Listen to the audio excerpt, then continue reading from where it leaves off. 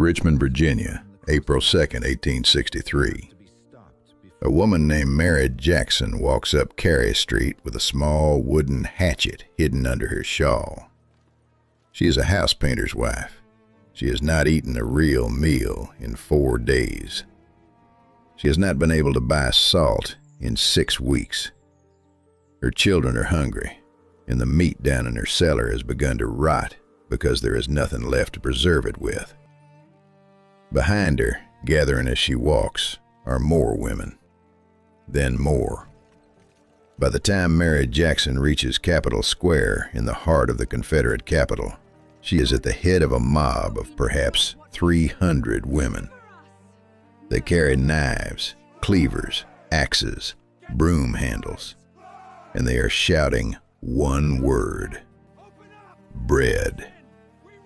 Within the hour, they will smash open shops along Main Street. They will loot the bakeries, the grocers, the general stores. They will demand food and salt, and they will take what they cannot demand. President Jefferson Davis himself will come out of the executive mansion, climb onto a wagon in the middle of the square, and beg them to disperse. He will empty the contents of his own wallet into the crowd. He will threaten to call in the militia. The women will keep breaking windows. Pause for a second. The bloodiest war in American history, the war that killed more Americans than every other war put together until Vietnam, had, sitting right in the middle of it, a citywide riot of women demanding salt.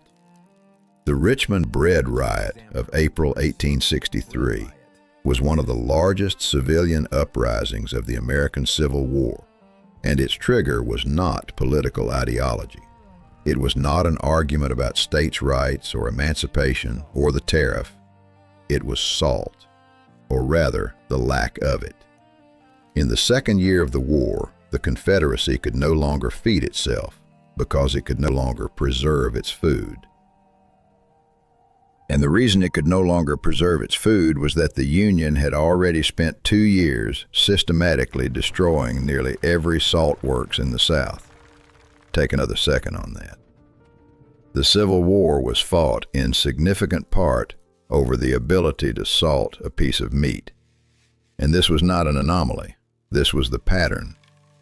From ancient China to medieval Venice, from imperial Rome to British India, from the sand fortresses of the Sahara to the lithium salt flats of Chile, the story of salt is the story of civilization, figuring out how to control the one thing without which no civilization can exist.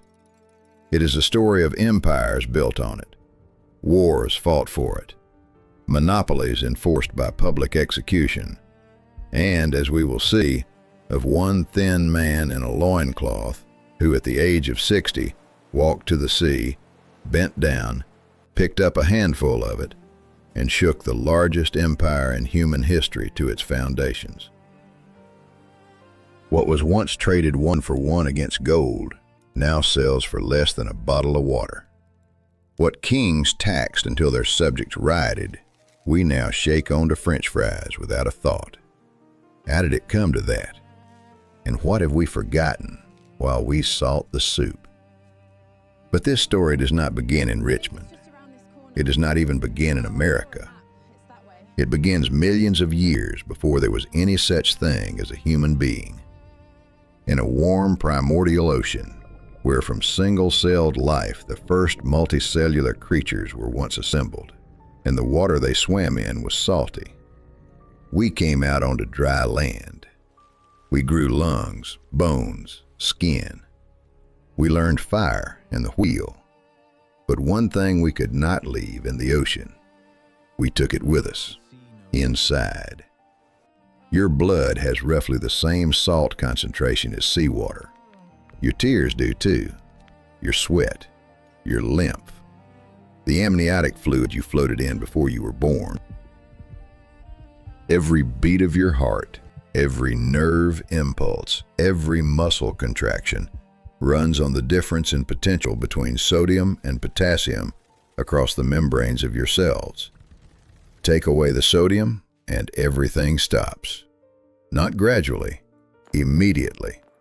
Your heart simply stops knowing when to contract. Your nerves stop conducting. Your brain goes blind to itself. A healthy human being can live without food for over a month, without water, a few days, without salt, under heat or exertion, a matter of hours to serious cramps, and hours more to death.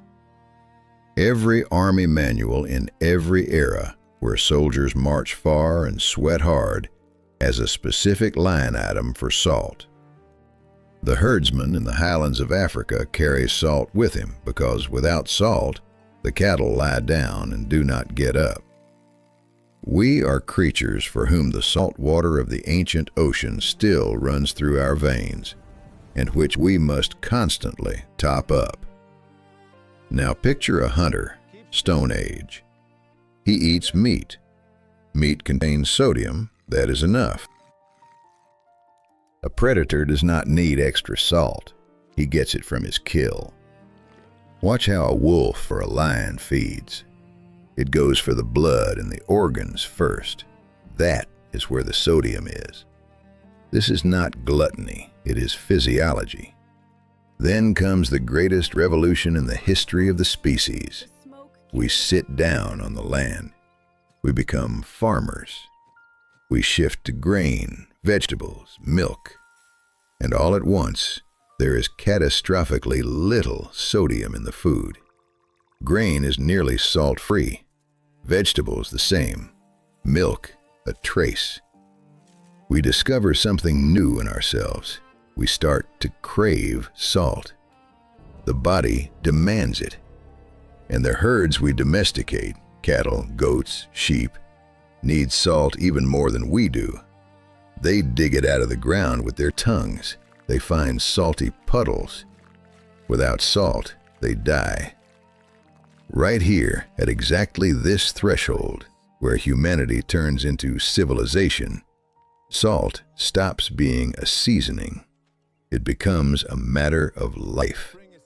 And whoever controls the source of salt controls everything living around it. Not in a figurative sense. Literally. If your village has a salty spring and the next village does not, they will come to you with whatever they have, with hides, with grain, with weapons, with people. You are sitting on top of power, and you know it.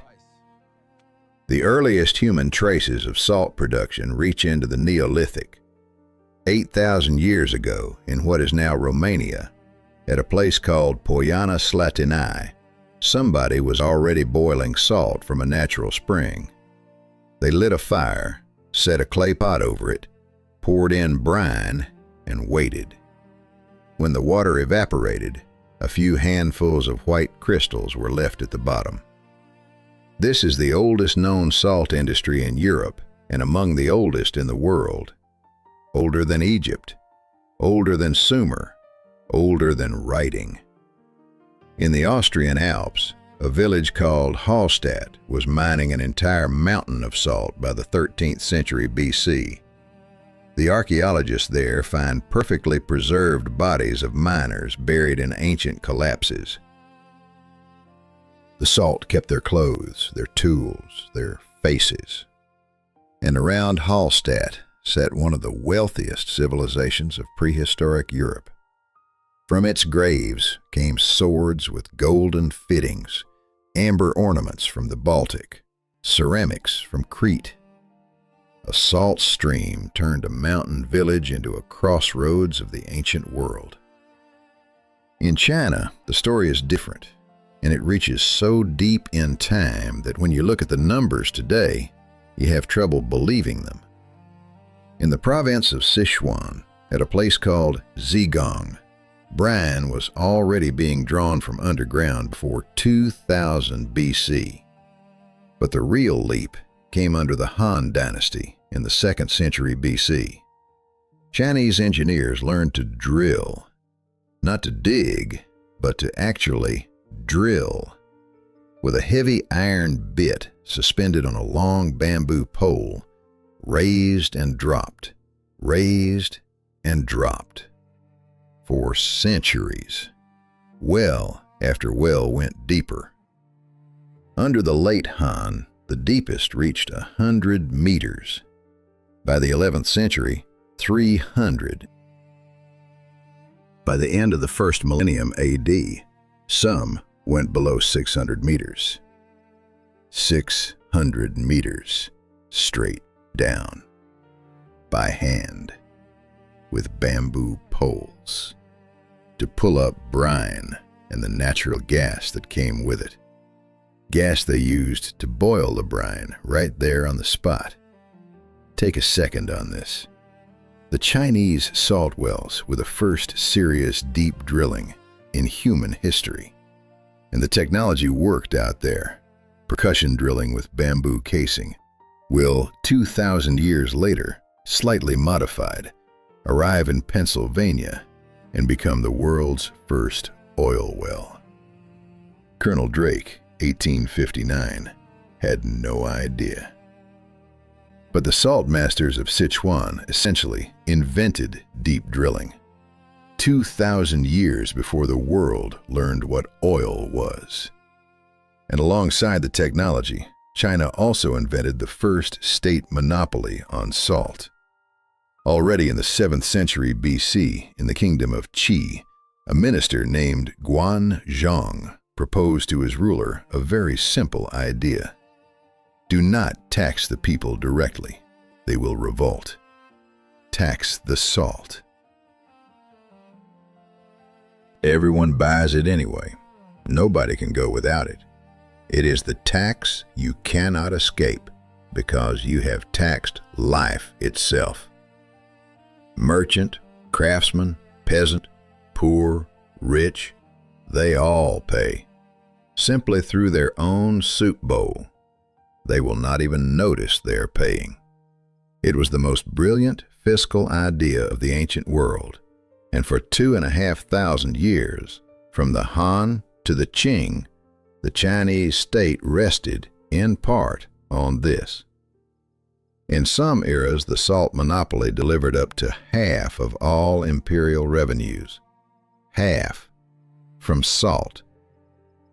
Now a jump to the other end of the world, to Egypt, and here salt meets death, literally. The Egyptians extracted a special sodium mineral, natron, from the dry lakes of the western desert in Wadi Natron. Natron is not exactly table salt. It is sodium carbonate with chloride, salt's chemical cousin. But the task was the same. Pull the water out of a body, out of a dead pharaoh's body. Mummification is, in essence, the salting of a human being. The body was opened, the internal organs removed. The body was set in natron and left there for 70 days. The salt drew out every drop of water, from the muscles, from the skin, from the connective tissue, and what remained, a dry, dark, incredibly durable shell, outlived millennia. You can walk into the Egyptian Museum in Cairo and stand in front of the face of Ramses II. He died 32 centuries ago. He still has his eyelashes. Salt did that. It took the water, and with it, it took the time. Salt is what defeated death in ancient Egypt, at least in the sense that it defeated decay. And the Egyptians understood this.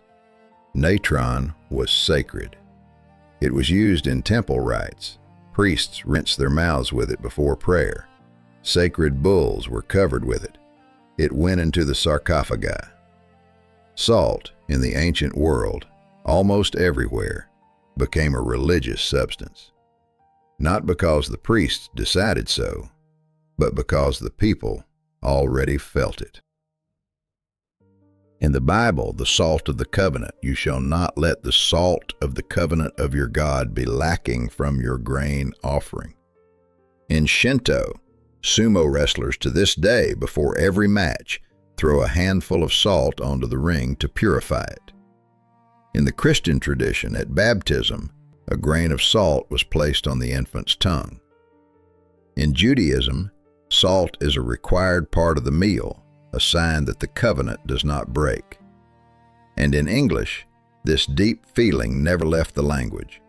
Consider the phrase, the salt of the earth. We use it to describe good, honest, decent people. But go back to where it comes from. The Sermon on the Mount in the Gospel of Matthew. Jesus, speaking to a crowd of Galilean fishermen and villagers, tells them, "You are the salt of the earth." Not the sugar, not the light of the earth, though he says that too in the next line. The salt. Because to those people in that place at that time, salt was a thing without which nothing could be preserved, nothing could be trusted, nothing could last. To be called the salt of the earth was to be told, you are what keeps everything from spoiling. And that is not the only phrase. Take it with a grain of salt, from the Latin cum grano salis. Back to the salt mines, still used to complain about work, though the salt mines it refers to are gone. Rubbing salt in the wound. Not worth his salt. Each of these idioms is a fossil, a living linguistic record of a time when the substance we now pour by the pound was so precious that being worthy of it was the definition of being a good worker, a good soldier, a good person. English kept it, and so did most European languages. Now, Rome. And here we arrive at a word you use every day, and whose origin you probably do not suspect. The Roman legionary received part of his pay in salt, not in money, in salt.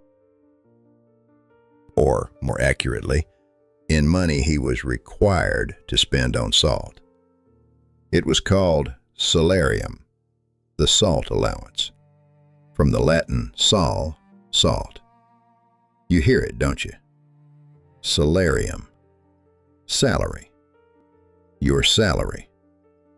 Every time you call your monthly paycheck a salary, in English, French, Italian, Spanish, Portuguese, you are speaking a 2,000-year-old Roman term that meant salt ration for a soldier. Salt money. And worth his salt is not a metaphor. It is a direct, literal survival. Worthy of the salt you're paying him. In Rome, salt was so important that the first great road out of the city was not military. It was salted. The Via Salaria, the salt road, ran from the Tyrrhenian Sea, where salt was evaporated in lagoons near the mouth of the Tiber, through the hills, up into the country of the Sabines. Not for the army, not for the luxury trade, for salt. And that fact, that the first serious public works project of the young Roman Republic was a salt route, tells you more about early Roman economics than any coin in any museum. Before Rome built aqueducts, amphitheaters, and triumphal arches, Rome built a road for salt. Because without salt, there are no legions, no bread, and, ultimately, no empire. But while Rome builds its salt roads, while China pumps brine from a depth of half a kilometer, at the other end of the world a much bigger story is brewing. In West Africa, in the very heart of the Sahara. If you live in a hot tropical climate, you sweat. You lose sodium. Fast. A lot. And if you live in a hot tropical climate and you do not have the sea nearby, you have a problem. West Africa had that problem. Vast fertile lands along the Niger and Senegal rivers, millions of people, organized kingdoms, and no salt. total shortage. And to the Atlantic from Timbuktu, it is 1,500 kilometers of open desert. But deep in the Sahara, in places like Tagaza and Taudini, there were slabs of salt as thick as a man is tall, perfectly pure, crystalline, ready to consume, pressed for millions of years out of dried ancient seas. The problem was just how to get them out, and how to get them alive across the desert to where they were needed. And here was born one of the most astonishing trading systems of the ancient world, the trans-Saharan salt caravans. Thousands of camels, tens of thousands of tons of cargo, months of travel through desert where the daytime temperature reaches 50 degrees Celsius and the nighttime drops almost to freezing. The caravans went south from the salt mines to Timbuktu, to the empires of Ghana, then Mali, then Songhai. And back they came, the same caravans, loaded with gold from the alluvial fields of the upper Niger. Salt going south, gold going north, kilo for kilo. And in some eras, when the hunger for salt was especially cruel, price for price. A slab of salt for a slab of gold. Stop and try to picture it. You are standing in the market at Timbuktu, 14th century. In front of you, on a mat, a rectangular plate of gray-white stone, the size of a large book. It is salt. A man approaches you and lays down, at the same weight, a handful of golden sand. And you trade. Nobody is upset, nobody is surprised. It is a normal transaction. Because both are equally rare in the place where they are needed. The empire of Mali in the 14th century became one of the wealthiest in history, in large part because of this exchange. Its ruler, Mansa Musa, made in the year 1324 his famous pilgrimage to Mecca, and along the way he gave away so much gold that he crashed the price of gold in Cairo for a decade. The Egyptian market took longer to recover from the generosity of a single African king than an average human life.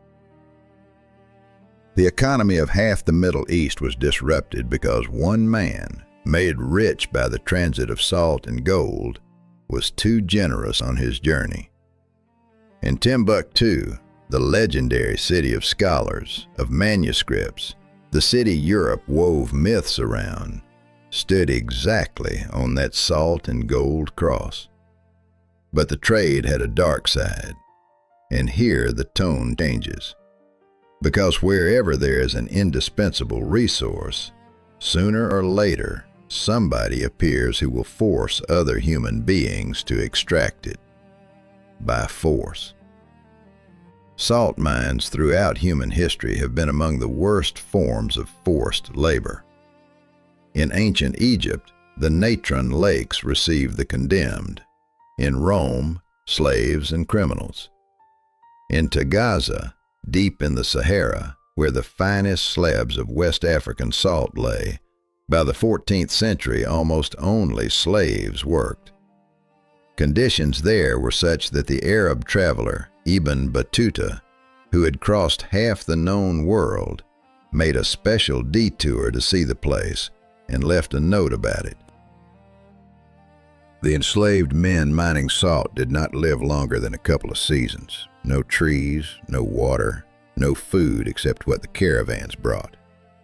The houses in Tagaza were built out of salt because there was no other material.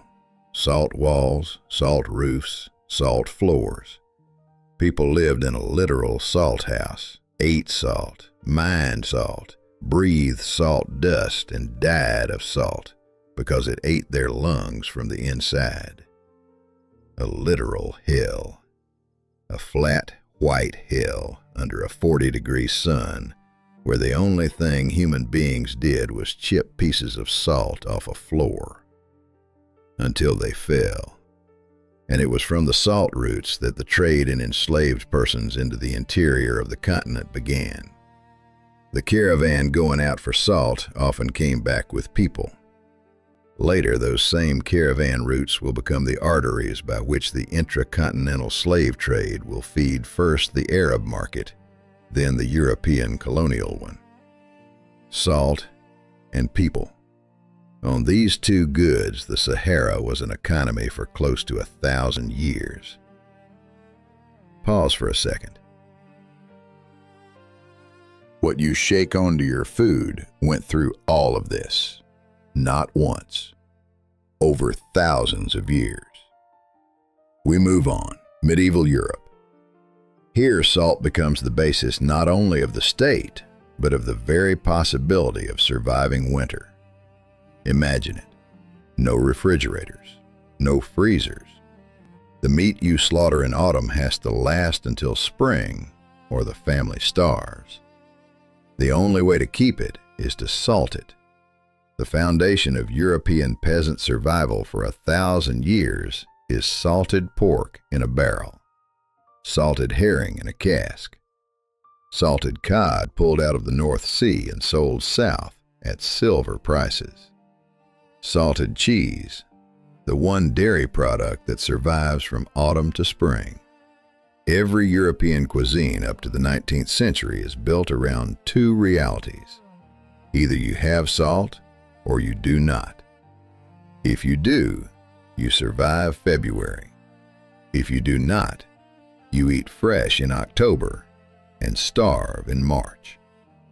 And good salt, not the gray, dirty kind, but the clean, white, coarse kind, costs 3 to 5 times more than the bad, because it preserved meat better.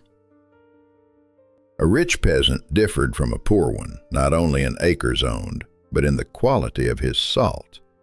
And on salted herring, one of the most powerful commercial leagues in history rises, the Hanseatic League. German merchant cities, joined in the 14th century into a de facto state without a ruler, controlled the Baltic because they controlled salted herring. It was caught in the North Sea, later in the Baltic, salted right there on the deck or on the shore. The technique of herring in a barrel, developed around the year 1380 by a Dutchman named Willem Buckelzoon, allowed the fish to keep not for weeks, but for years, and it was hauled all over Europe as the basic cheap protein of millions during Lent, winter, and war.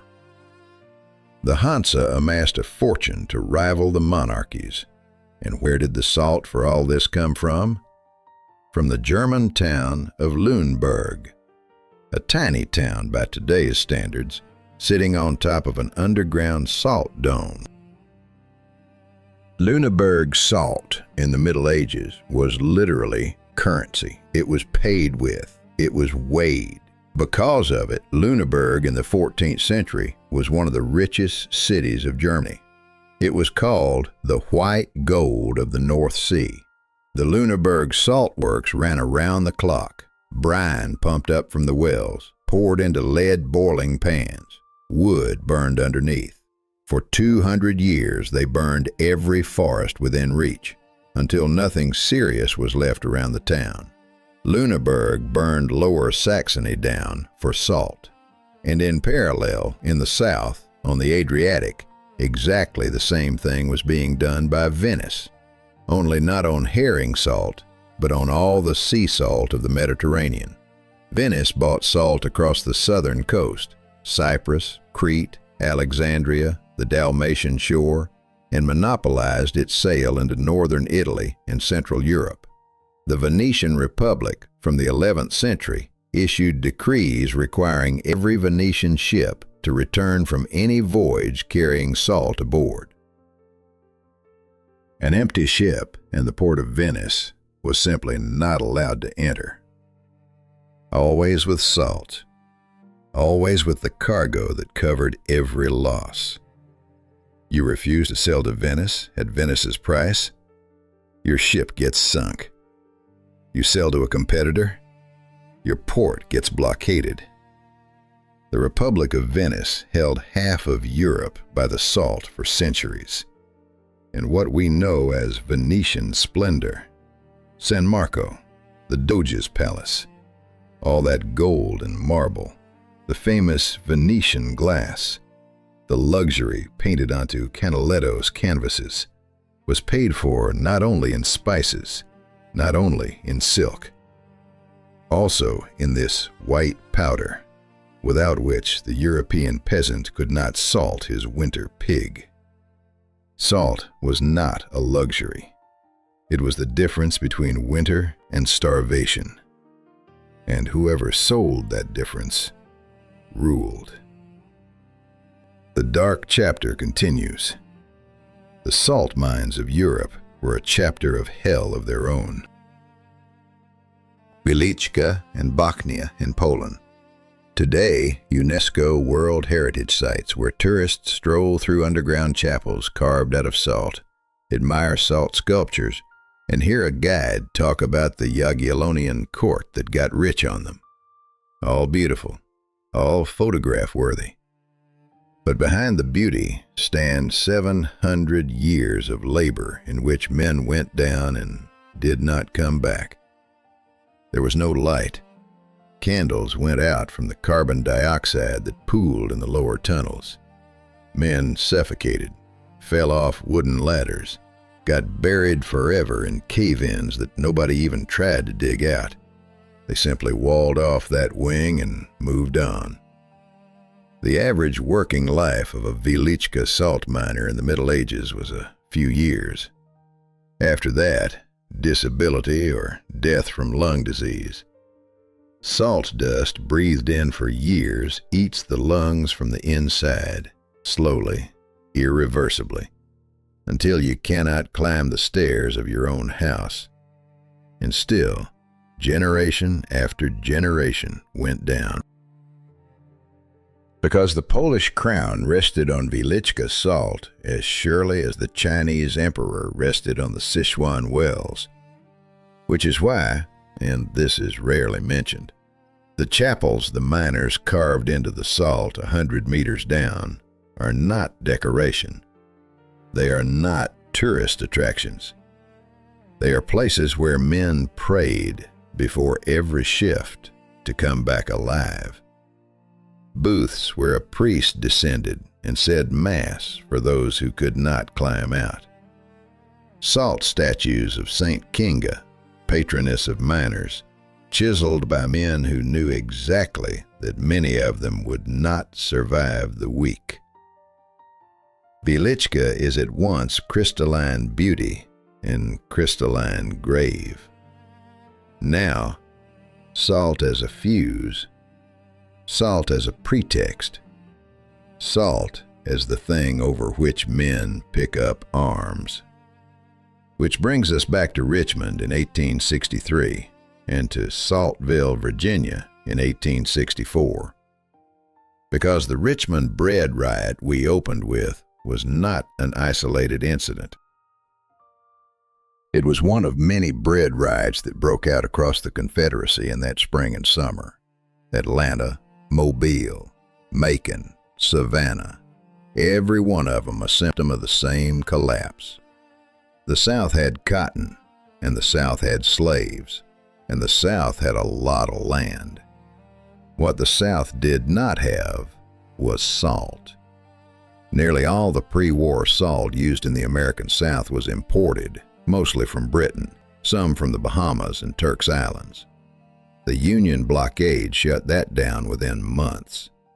And what little domestic salt production the Confederacy could squeeze out of the earth came from a small number of sources, of which by far the largest was a place called Saltville in southwestern Virginia. Saltville, a cluster of boiling houses, wooden salt drying sheds, wells drawing up brine from the underground beds. By 1862, Saltville was producing more than half of all the salt consumed in the Confederacy, which meant that Saltville was, in the strictest sense, the food supply of half of the South, Without Saltville, you could not preserve pork. Without preserved pork, you could not feed Robert E. Lee's army. It was that simple. The Union understood this. Union commanders spent the war looking for ways to strike at Saltville. In October of 1864, and again more decisively in December of that same year, Union cavalry under General George Stoneman reached the town and destroyed the salt works. Boiling pans smashed, sheds burned, machinery dismantled. When the Union cavalry rode away, the Confederacy's last major salt supplier was gone. 4 months later, the Confederacy surrendered. That is not a coincidence. Take a second on that. The end of American slavery was hastened in a concrete and measurable way by the destruction of a salt works. Salt did not end the war by itself, but without salt, the war could not be fed. And once the war could not be fed, the war ended. And this was not the first time salt had lit a fire. In 17th century Russia, Tsar Alexei Mikhailovich, the father of the future Peter the Great, allowed his father-in-law, Morozov, to hike the salt tax by a factor of 4. Peasants stopped buying salt. Fishermen let their catch rot in the barrels because it was cheaper than paying for salt to preserve it. The state revenue collapsed instead of rising. Morozov canceled the tax after a year, but demanded the arrears on it retroactively, and Moscow exploded. The Moscow Salt Riot of 1648 was one of the largest urban uprisings in Russian history before Pugachev. The Tsar personally handed over a hated official, Pleshiev, to be torn apart on Red Square, and smuggled his father-in-law out of the city at night to save him. All over a spike in the salt tax. And in France, the famous salt tax, the gabelle, had already provoked uprising after uprising for 2 centuries.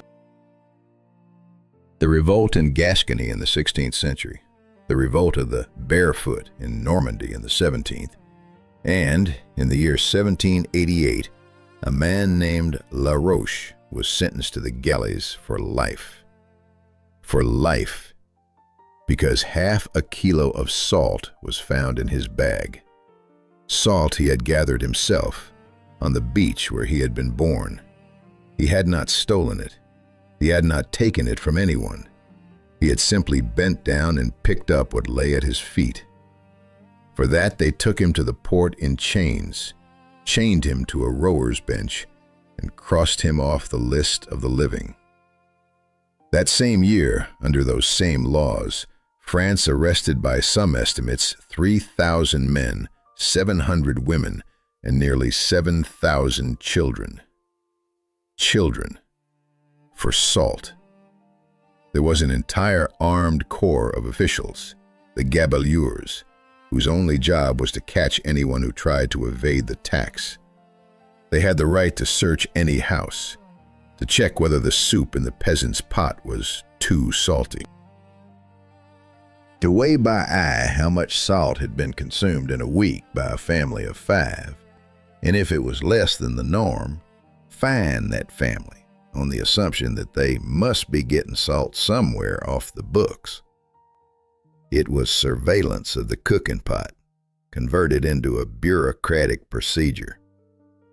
The gabelle at the height of the 18th century delivered to the French crown about 10% of all state revenues. 10% of the national budget of a great power, from a pinch. And when Paris rose 1 year later, among the first demands of the Third Estate was precisely this: abolish the gabelle. Not freedom of assembly, not the vote. Abolish the salt tax.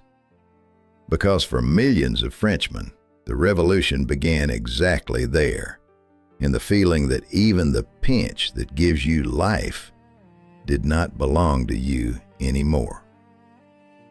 Salt knows how to start history.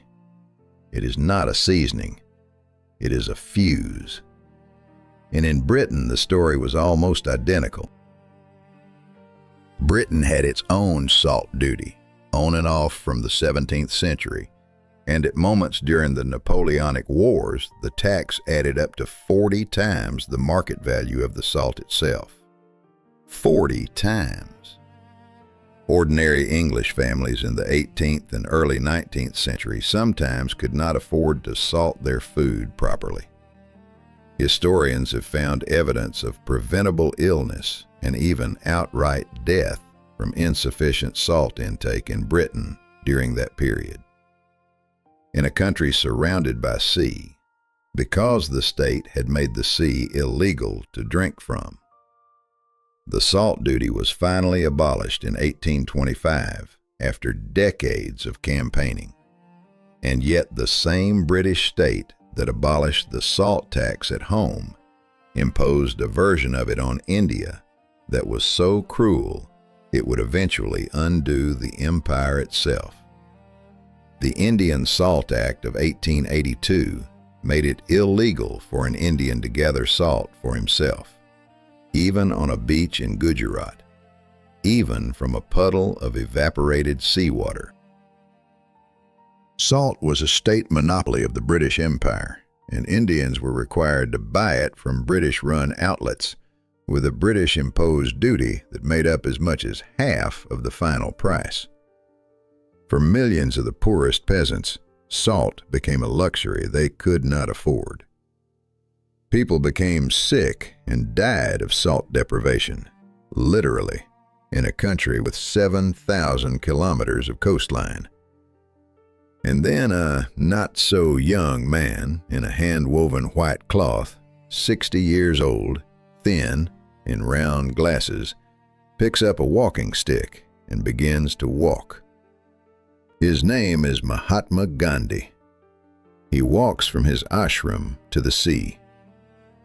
24 days, 385 kilometers, on foot, in heat, at his age.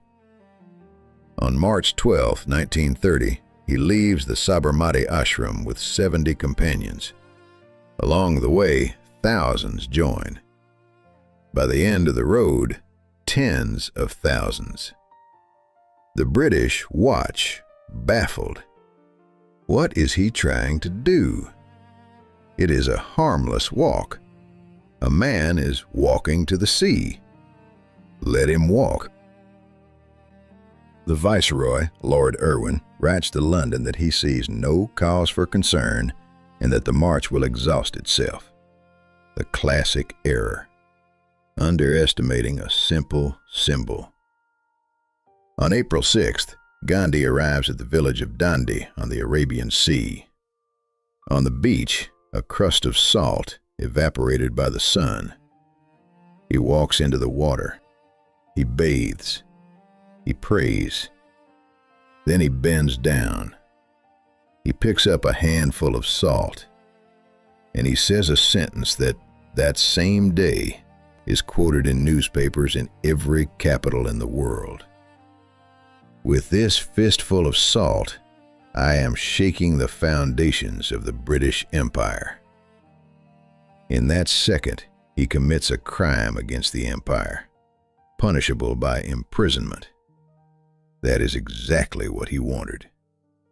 Because in India, in that same second, an avalanche begins. Millions of people go to the sea, to the salt lakes, to any place where salt can be gathered. All of them break the law at the same time. Women who had never touched politics before are now boiling seawater on their stoves and selling the salt to their neighbors, breaking the monopoly. Children carry salt in buckets to the shops. The British arrest Gandhi. They arrest 60,000 people in the first months. The prisons fill. The people keep going to the sea. The world press writes about the non-violent struggle of an entire nation against a single absurd tax. British public opinion begins to turn. In London, for the first time, voices are heard saying, perhaps, indeed, it is time to leave. In the United States, newspapers name Gandhi Man of the Year. In India, for the first time in the history of the colony, millions of people understand that they are one nation. 17 years later, in 1947, India gets its independence. And that was salt. Again, salt. One of the most powerful moral blows of the 20th century, which changed the fate of a fifth of humanity, was struck with a handful of evaporated seawater. If you share salt with someone, you have promised not to betray them. Gandhi, that day on the beach, promised that he would no longer share salt with the British. And in parallel with all this, the Industrial Revolution had been running its course, and for salt, it changed everything. Up to the 19th century, salt stayed expensive. After it, it became one of the cheapest things on the planet. In Britain, colossal underground deposits were opened in Cheshire, at Winsford, where one of Europe's largest salt mines still operates today. In the United States, giant domes in Michigan and New York. Syracuse, New York, was for decades called the Salt City, producing so much salt that it fed most of the American Northeast on its own. In Germany, deposits under Hamburg and in the Thuringian domes. Massive vacuum evaporation plants turned brine into pure salt by the ton per hour. Railroads carried it any distance for pennies. The price that for millennia had held level with precious metal in 1 century crashed 1,000-fold. And here sounds the first and loudest refrain of our conversation. What for thousands of years had been worth its weight in gold was now worth almost nothing. What men had been hanged for became free to give away. What empires had been built on became the most boring thing in the kitchen. Salon conversations no longer revolved around the price of salt. Peasant diaries no longer mentioned it as a value. In 2 generations, salt vanished from the cultural conversation. Not because it had ceased to be necessary, but because it had become so cheap that everyone forgot about it. But the history of salt has one more twist, a twist that came very recently in the first half of the 20th century, and it has to do with your head. Literally, with your head. In the mountain regions of Switzerland, of Italy, of Germany, of the American Midwest, in the Himalayas, in the Andes, everywhere the soil and water are low in iodine, there existed for centuries an epidemic we have almost forgotten today. Entire villages where people had enormous thyroid glands swollen out under the throat, the condition called goiter. And that was half the tragedy. The real tragedy was cretinism. Children born to mothers with severe iodine deficiency had permanent mental impairment. In some alpine valleys, it was considered normal that 1 in 10 children in a village grew up unable to speak. In some Swiss valleys before the First World War, the average level of army recruits was so low that the army simply refused men from those regions. They did not understand orders. Entire communities were losing, generation after generation, part of their people, mentally, irreversibly, before birth. And nobody understood why. In the 1920s, a Swiss physician named Otto Bayard and an American researcher named David Marine independently proposed an absurdly simple solution. Add iodine to table salt, a tiny amount, potassium iodide, 0.01%, and distribute this salt throughout the country. Michigan, in 1924, became the first American state to sell iodized salt. Switzerland launched its national program around the same time. 10 years later, the incidence of goiter in school children in those regions had dropped 5-fold, 10-fold. Cretinism in newborns almost disappeared. In one generation, peoples who for millennia had lost part of their children stopped losing them. The Swiss armies stopped complaining about mountain recruits. The average IQ of entire regions rose, not because people had become smarter, but because their children were finally born normal. Stop for a moment. Salt in the 20th century, already cheap and almost forgotten, once more saved millions of lives. Simply because it is a universal carrier. Everyone has it. Through it, you can deliver medicine to every human being in a country, even to those who will not go to a doctor, will not buy vitamins, will not believe in newfangled things. Through salt, the medicine reaches even the most conservative village. The World Health Organization to this day considers universal salt iodization one of the most successful public health programs in human history. About 70% of the world's households today eat iodized salt. And somewhere in Alaska, in the Himalayas, in the Andes, a child is right now growing up with a normal IQ instead of being born with irreversible mental disability, only because someone once brought iodized salt to that country. Every day, hundreds of thousands of children are born normal instead of impaired because of that one decision. Salt turned out to be once again what it had always been, an instrument of power. Only this time, a kind power. A state that wants to save its people from an invisible disease puts this substance on their table. Now, salt today, and here a surprise waits. Because if you think salt today is what sits on your kitchen table, you are very far off. World salt production is around 300 million tons a year. Only 12 to 15% of that ever reaches food. 12%. Where does the rest go? The largest share into the chemical industry. Chlorine and caustic soda, two key products of modern chemistry, are made mainly from salt through the electrolysis of brine.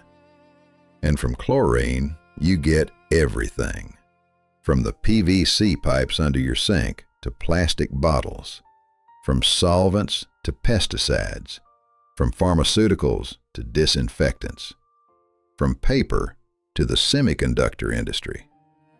Caustic soda is used to make soap, textiles, aluminum, cellulose. A substantial part of modern civilization is literally built on salt.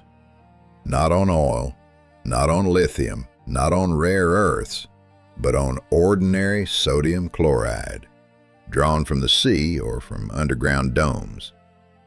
You are sitting in a room whose walls are painted with paint. The paint contains salt derivatives. Your clothes were washed with soap made from salt. Your water arrives through PVC pipes, salt again. You live in a world whose hidden architecture is salted. The second largest use, roads. In countries where the winters bring snow and ice, salt is thrown on the roads to melt the ice. The United States alone consumes about 20 million tons of road salt every winter.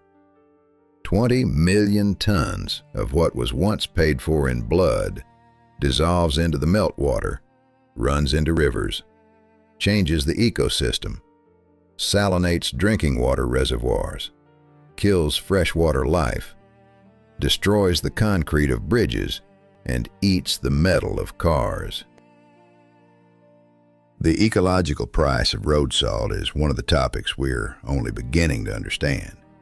In North America, people are now talking about the salinization of freshwater ecosystems as a slow but massive ecological catastrophe. Third, pharmaceuticals and science. The saline solution they hang above your bed if you land in a hospital is exactly the same salt solution that ran in the primordial ocean, 0.9%. Your body accepts it as its own because it is its own. At any given moment, all over the world, uncounted numbers of saline drips are running. And it all works because we carry the ancient sea inside us. Surgical wounds are washed with saline. Contact lenses are stored in saline. Blood plasma for transfusions is built on it. 21st century medicine exists because millions of years ago, some single-celled organisms got used to living in salt water, and they passed that habit on to you. And food? Food is the leftover, and a problematic leftover. The average European and American today eats about twice as much salt as the body needs.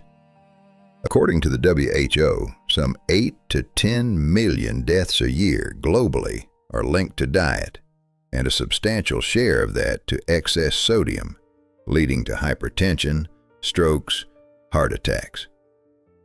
We have walked all the way from dying of too little salt to dying of too much in just a few generations.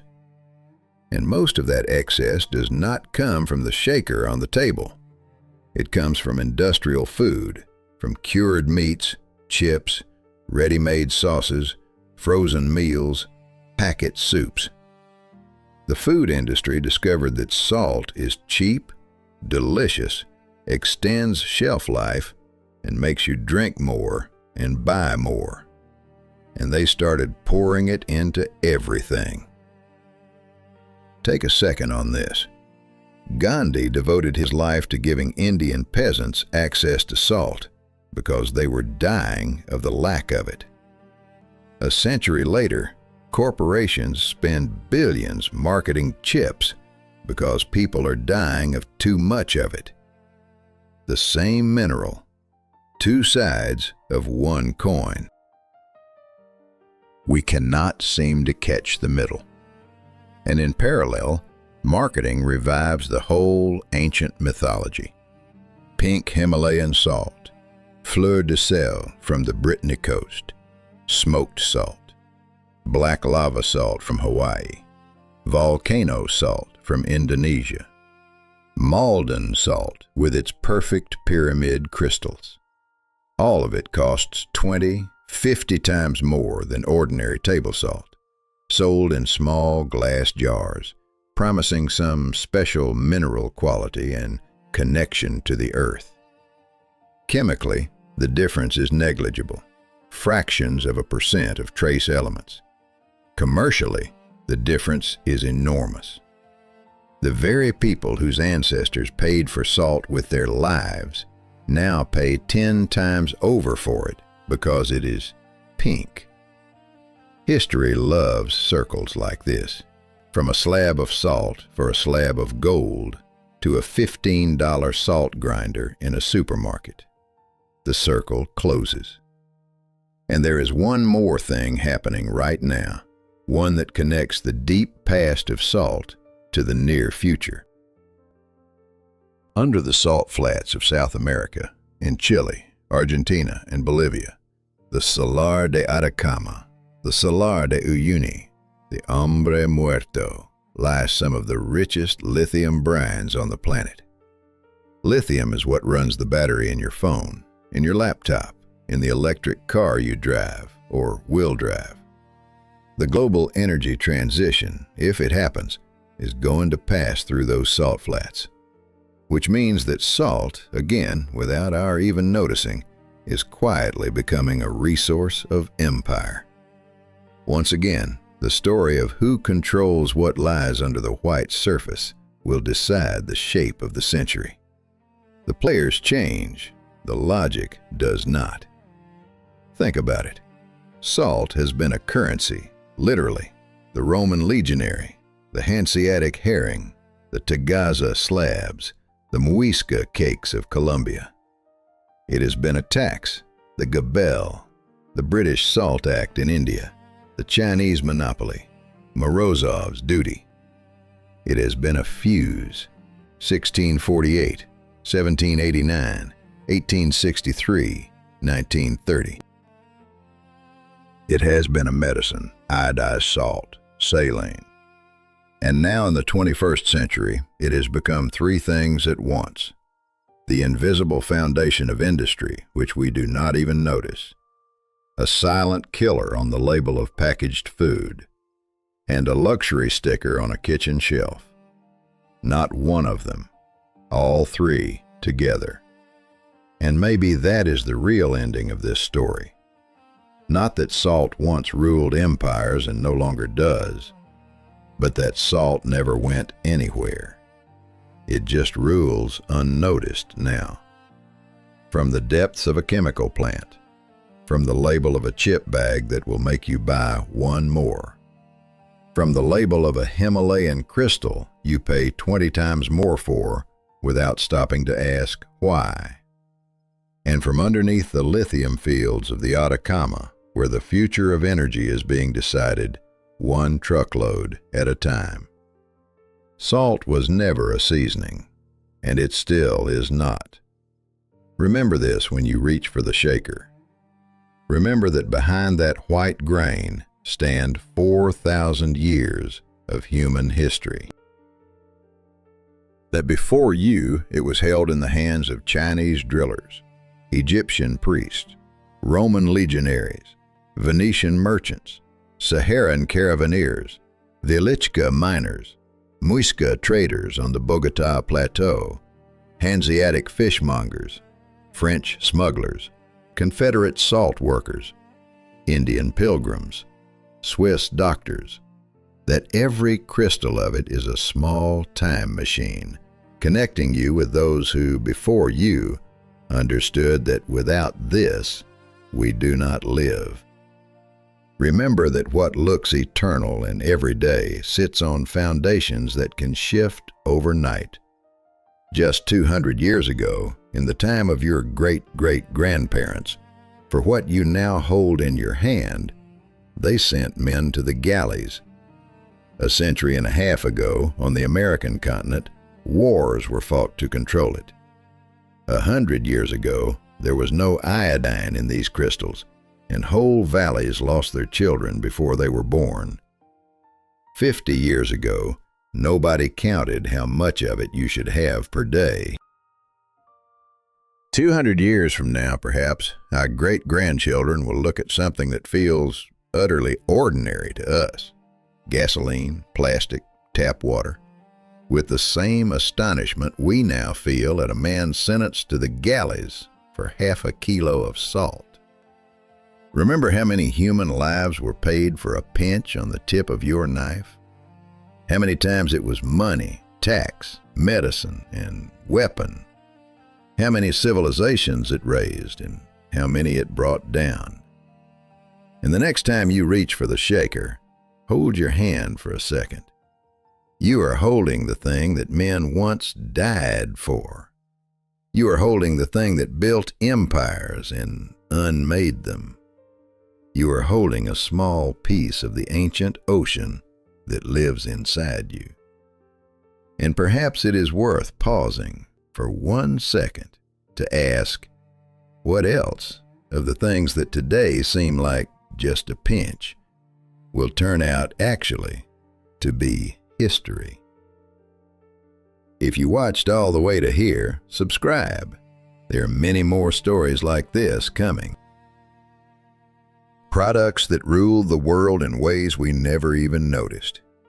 And leave a comment. Tell me which moment in the history of salt surprised you the most. I really am curious about which one hits hardest.